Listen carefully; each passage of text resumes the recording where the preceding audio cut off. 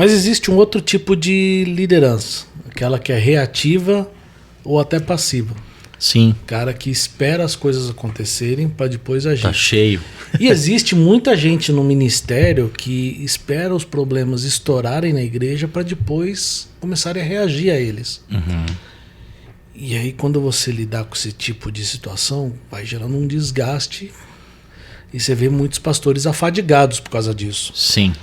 Então assim, como é que você enxerga essas diferenças de um pastor que consegue posicionar, entender o seu caminho no ministério, de um pastor que produz uma liderança reativa? Tudo bem, eu vou lá, ensino, aconselho, mas eu não trabalho ativamente para prevenção de problemas dentro da comunidade local. Qual que é o impacto que você vê dessa diferença de liderança dentro da comunidade? É a gente, mais cedo ou mais tarde, a fatura chega, cara. Uhum. Então eu penso assim, quando na qualidade, por isso que eu falo, né? Na qualidade, a gente tinha um slogan, né? Se você não paga agora, você paga dobrado lá na frente. Sim. É o retorno de qualidade, é o custo. Então, assim, se você tem que resolver um problema, resolva logo. Uhum. Se você puder antecipar, melhor. Aí você está antecipando e você está agindo antes dele acontecer, eu coloco como uma liderança posicionada aí. Uhum. Igual Elias. Ele viu o problema, o povo estava apóstata, estava adorando Baal, ele foi lá, se posicionou, pôs o dedo na cara do rei e falou: para de idolatria. Uhum. Para de idolatria, senão o bicho vai pegar aqui em Samaria. Foi isso que aconteceu. Agora, temos outros casos, que, como a gente falou, Jonas, por exemplo, que fugiu. Então, esse é um cara reativo ou passivo. Entende? Mas quando Deus é soberano, Deus vai fazer acontecer do jeito dele. Sim. Só que todo mundo sofre. Inclusive, no contexto de Jonas, quem foi sofrer foi o povo lá que estava no barco lá. Então você vai vendo assim, quando a gente não se posiciona como líder, quem sofre não é apenas a gente, é todo o restante. Então eu não posso deixar, é igual a gente sendo um pai em casa, o filho destruindo a casa e você não fala nada. Não vou falar porque eu vou desagradar meu filho. Então deixa, ele vai acabar com a sua casa. Então eu entendo assim, sabe, Daniel, que o pastor, ele precisa entender que ele foi chamado para o confronto. Não estou dizendo que o cara tem que ser agressivo, não tem, porque cada um vai ter um jeitão. Tem gente que é mais piedoso para lidar, tem gente que já é mais direto ao ponto. Mas o fato, cara, que a gente foi chamado para BO, cara, para resolver problema. Você vai olhar a vida de Davi, quando ele foi omisso, a casa dele pagou ali, os 4 filhos dele sofreu. Né? Então, e foi sendo omisso, cada vez que ele foi omisso, ele pagava dobrado. Né? Então você começa a olhar a história dos reis, você vai vendo, opa, caramba, né? É a nossa história, cara. É a nossa história. Então, eu penso muito assim, é melhor a gente aprender a lidar com o problema. Por isso que, inclusive, é importante o pastor saber aconselhar, saber lidar com resolução de conflitos, lidar com problemas, né? Porque, cara, a nossa vida é resolver problema, né? Aliás, quando Pedro escreveu na sua carta para os presbíteros, olha, pastoreiem as ovelhas, né? É ativo, não é reativo. Exatamente. E ovelha é problema. Sempre.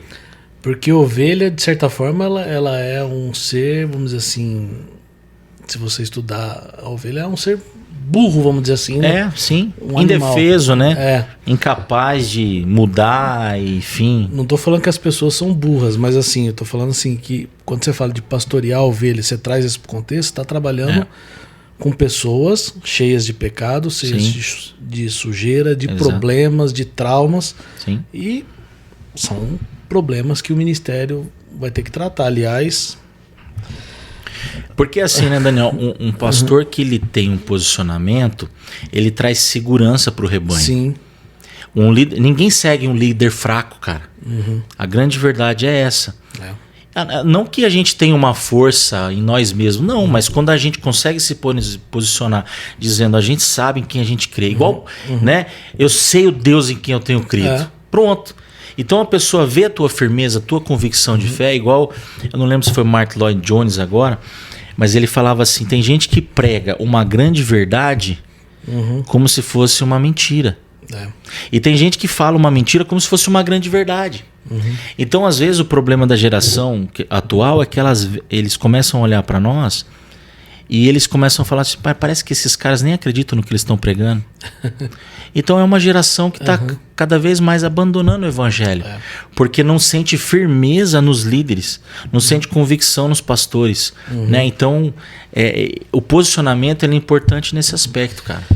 E ter um líder forte não quer dizer saber todas as respostas, né? Exatamente. Então, assim, a gente precisa separar as coisas. Eu lembro de um caso que eu estava conversando com uma pessoa, eu falei, cara, eu não sei dizer o que você tem que fazer. Mas o que a gente pode fazer junto é orar. É isso aí. Porque se eu não tenho a resposta, Deus vai dar um jeito de trazer essa resposta pra gente. Vamos orar?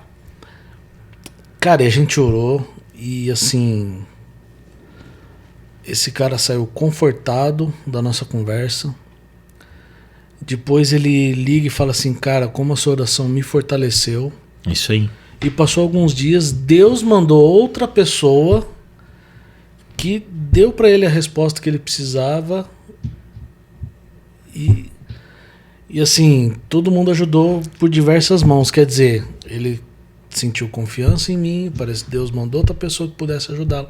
Então, assim, nem sempre uma liderança você precisa ter todas as respostas, mas você precisa ter convicção para onde nós precisamos levar, que é aos pés da cruz. Aliás, cara, talvez eu poderia até dizer que os líderes mais fortes que a gente vê na Bíblia são os que mais mostram a sua vulnerabilidade. Assim, não tem medo dela. Você vai olhar para Davi, você vai olhar para Moisés, você vai olhar para Gideão.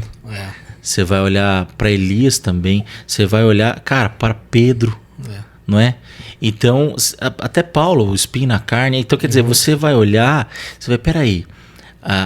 É na nossa fraqueza, que é quando eu sou fraco que eu sou forte. Então, eu me torno cada vez mais fraco quando eu vou percebendo o quanto eu sou fraco. Sim. O quanto eu sou vulnerável. Então, eu vou deixando o evangelho tomar conta. E a nossa ousadia, ela vem no Espírito. Não é da minha força, não é do meu intelecto, não é do meu network, não é da conta da igreja no banco, não é do quantos amigos eu tenho. Né? Tudo isso é importante, pô, mas é o Espírito, né, que nos traz essa ousadia. Eu gosto sempre de lembrar de Davi, né? Davi tá lá com Saul, naquele momento, Saul com medo, todo mundo com medo. Golias chega, você? Tira o sarro dele. Ele fala, você vem a mim com espadas e lanças, mas eu vou no nome do Senhor. Sim. Acabou. Então esse é um cara posicionado. Ele não vai no nome dele. Ele não vai na denominação é porque eu sou judeu, porque eu sou do povo escolhido. Não. Eu vou no nome dele. Sim. Então o nosso posicionamento está aí. Eu tô fazendo o que eu tô fazendo em nome dele. Eu costumo sempre falar, né? Que o ser precede o fazer. Então esse é o posicionamento. Primeiro eu sou, depois eu faço. Acabou.